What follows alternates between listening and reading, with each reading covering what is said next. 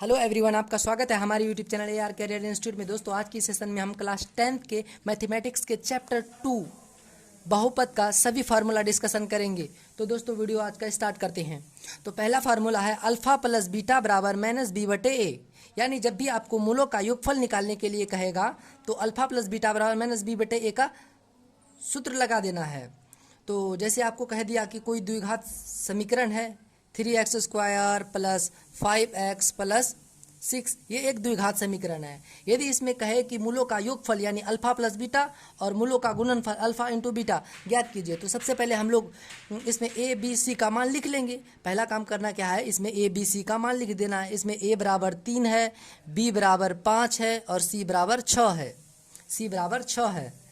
तो हम लोग अल्फ़ा प्लस बीटा बराबर क्या हो जाएगा, पहले देखेंगे। अल्फ़ा प्लस बीटा बराबर माइनस बी बटे ए, तो बराबर b का मान 5 है तो -5 हो जाएगा, बटे a का मान 3 है तो -5 बटे 3 हो जाएगा। यानी मूलों का जो है मूलों का योगफल हो जाएगा वो -5 बटे 3 होगा। अब मूलों का गुणनफल हम लोग देखते हैं अल्फ़ा इंटू बीटा, तो इसका सूत्र होता है c बटे ए। तो इसमें c का मान 6 है और a का मान 3 है तो बराबर 2 हो जाएगा, 3 दूना 6। तो इस तरह मूलों का गुणनफल निकल जाएगा। ये फार्मूला आपको समझ में आ गया। तो अगला नेक्स्ट है द्विघात बहुपद ज्ञात करने का सूत्र है। अब कोई भी आपको फार्मूला में कह देगा, आपको कोई भी क्वेश्चन दे देगा, उसमें अल्फा बीटा का मान दे दिया होगा और कहेगा कि आपको द्विघात बहुपद ज्ञात कीजिए। जैसे कि एक एग्जाम्पल से हम लोग समझते हैं। जैसे आपको अल्फा बराबर 3 दे दिया और बीटा बराबर 5 दे दिया, तो आपको अब कहेगा कि द्विघात बहुपद ज्ञात कीजिए। तो आपको ये फार्मूला लगा देना है x² minus alpha plus beta whole into x plus alpha into beta.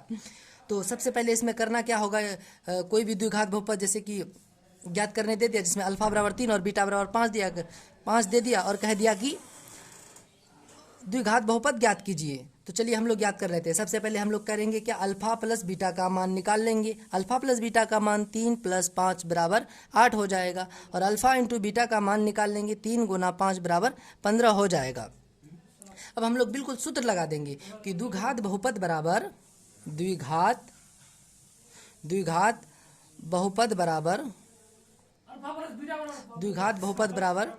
x² minus alpha plus beta whole into x plus alpha into beta.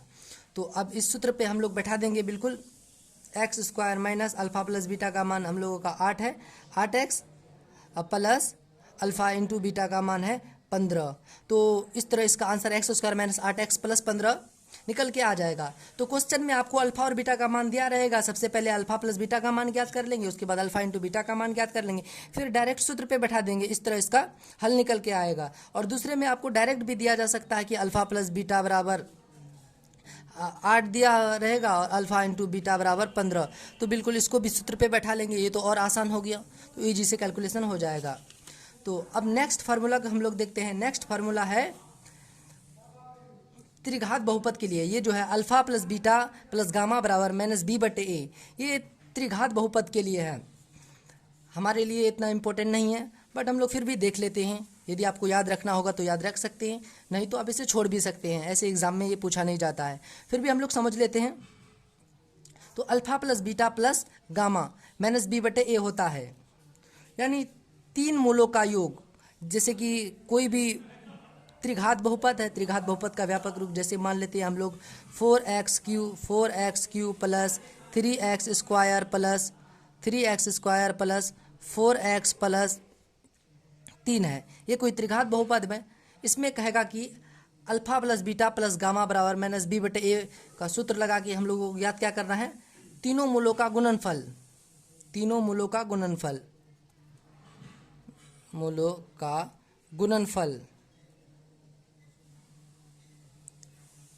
इसमें आपको तीनों मूलों का गुणनफल निकालने कह देगा। डायरेक्ट कहेगा कि त्रिघात बहुपद कोई दे देगा, उसमें कहेगा कि मूलों का गुणनफल ज्ञात कीजिए। तो हम लोगों को सूत्र लगा देना है क्या, माइनस बी बटे ए। तो इसमें आप लोग देख सकते हैं कि इसमें b का मान जो है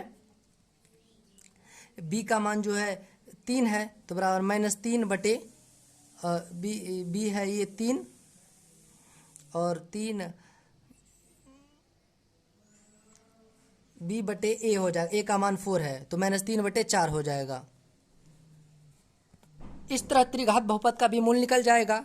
अब नेक्स्ट फार्मूला है कि दो दो मूलों का गुणनफल, दो दो मूलों का गुणनफल।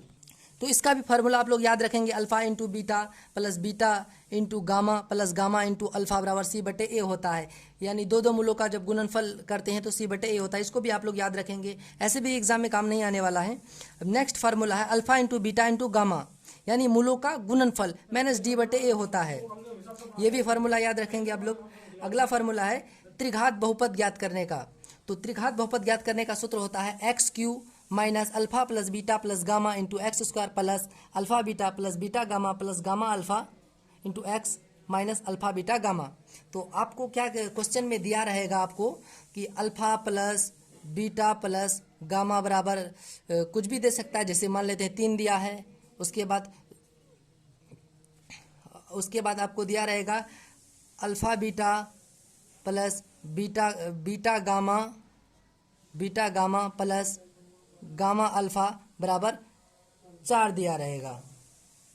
तो आप लोग इसको क्या करेंगे, आप लोग और दिया रहेगा कि alpha into beta into gamma बराबर 5। इस तरह आपको क्वेश्चन में दिया रहेगा alpha plus beta plus gamma बराबर 3, alpha into beta plus beta into gamma plus gamma into alpha बराबर 4, alpha into beta into gamma बराबर 5। तो इस तरह आपको क्वेश्चन में दिया रहेगा, आपको बिल्कुल सूत्र पे बैठा देना है।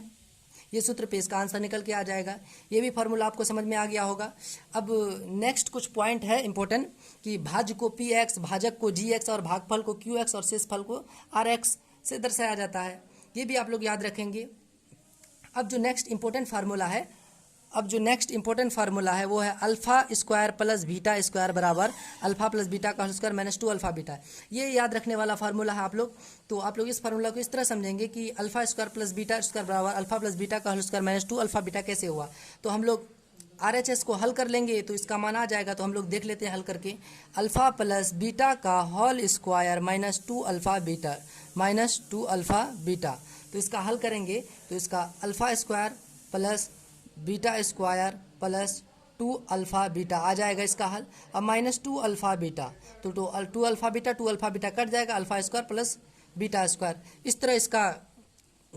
इस तरह ये फार्मूला बना है, alpha square plus beta square बराबर अल्फा प्लस बीटा का whole square minus 2 alpha beta. बहुत ही ईजी, आप लोग याद रख सकते हैं इसको। नेक्स्ट आप लोग ये याद रखेंगे अल्फा माइनस बीटा का होल स्क्वायर बराबर होता है अल्फा प्लस बीटा का whole square minus 4 alpha beta. ये भी आप लोग याद रखेंगे, बहुत ही इंपॉर्टेंट फार्मूला है। और सबसे ज़्यादा जो मोस्ट इंपॉर्टेंट फार्मूला है वो ये है अल्फा माइनस बीटा बराबर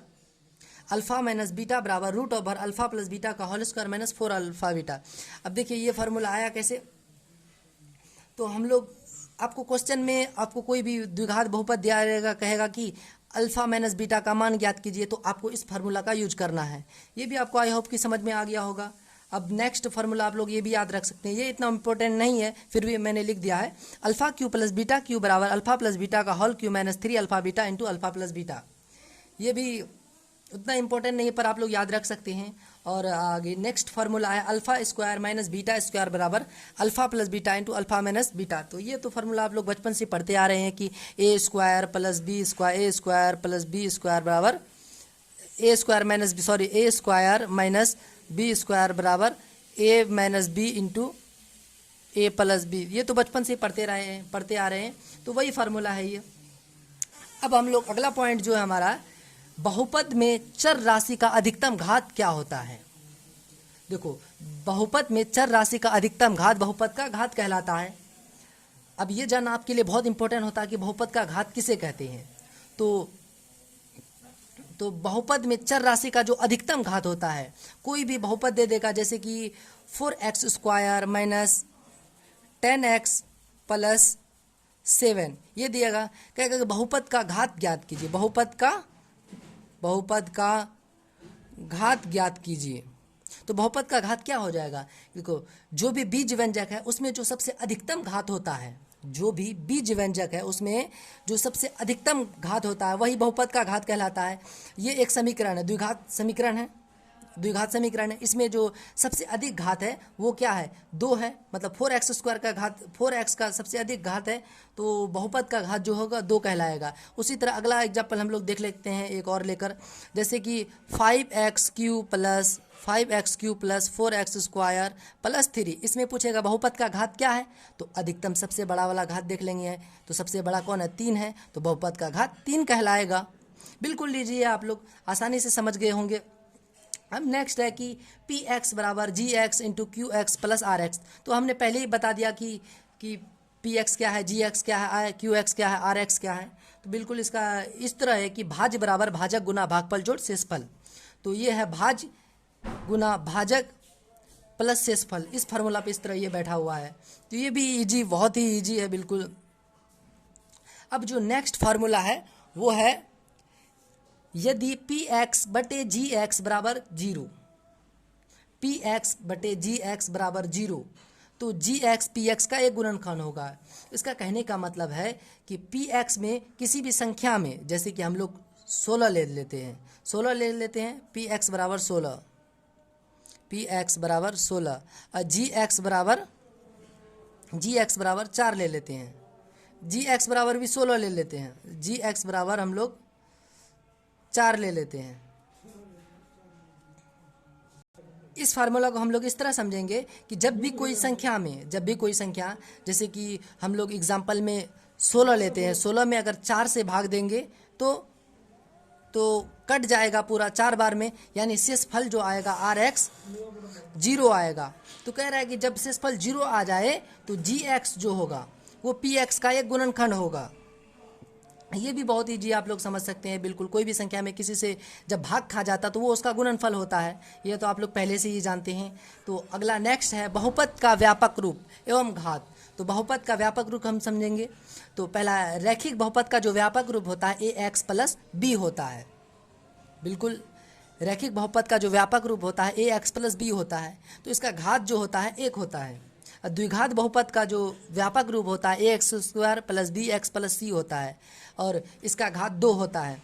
त्रिघात बहुपद का ax³ plus bx² plus cx plus d, इसका घात 3 होता है। और चतुर्थ घात बहुपद का ax⁴ plus bx³ plus cx² plus dx plus e होता है, इसका घात 4 होता है। तो आपको एग्जाम में सिर्फ और सिर्फ रैखिक बहुपद और द्विघात बहुपद का जनरली पूछा जाता है और त्रिघात और चतुर्थ का नहीं पूछा जाता है, लेकिन फिर भी आप हम लोग समझने के लिए बिल्कुल सब चीज़ को जानेंगे। अब नेक्स्ट है रैखिक बहुपद का आलेख का ग्राफ। तो अगला जो हमारा इंपॉर्टेंट पॉइंट है, रैखिक बहुपद का आलेख का ग्राफ जो होता है सरल रेखा होता है। ये याद रखेंगे आप लोग, बिल्कुल सरल रेखा होता है। कोई भी रैखिक बहुपद होगा उसका जो ग्राफ होगा वो इस तरह होगा, सरल रेखा इस तरह या इस तरह होगा, तो सरल रेखा होता है। और द्विघात का होता है वो परवलय, मतलब टेढ़ा होता है, परवलय, ऐसे उसका ग्राफ होता है, ऐसे उसका ग्राफ दिया रहेगा। अब हम लोग नेक्स्ट जो देखेंगे बहुपद का घात किसे कहते हैं ये भी समझेंगे हम लोग।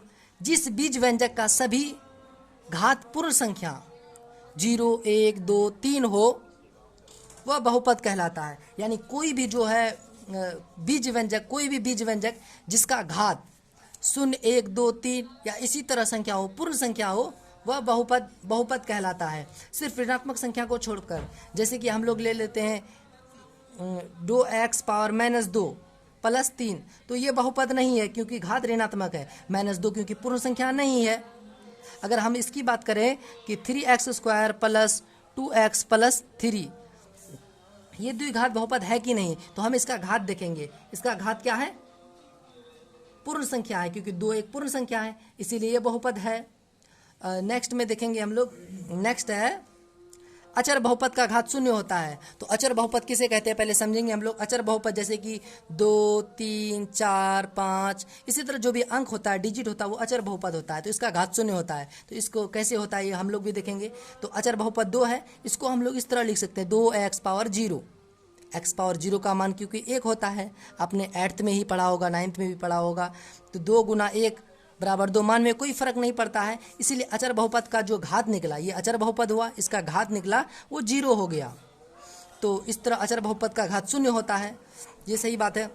शून्य बहुपद का घात अपरिभाषित होता है। ये भी याद रखेंगे कि जो भी शून्य बहुपद, ये आपके लिए इंपॉर्टेंट नहीं है, बट हम आपको बता रहे हैं कि शून्य बहुपद का घात जो होता है वो अपरिभाषित होता है। तो आज का सेशन यहीं पर समाप्त होता है। वीडियो कैसा लगा हमें कमेंट में ज़रूर बताइए, और नेक्स्ट वीडियो अगर आप चाहते हैं तो हमें कमेंट में लिखिए। Thank you very much.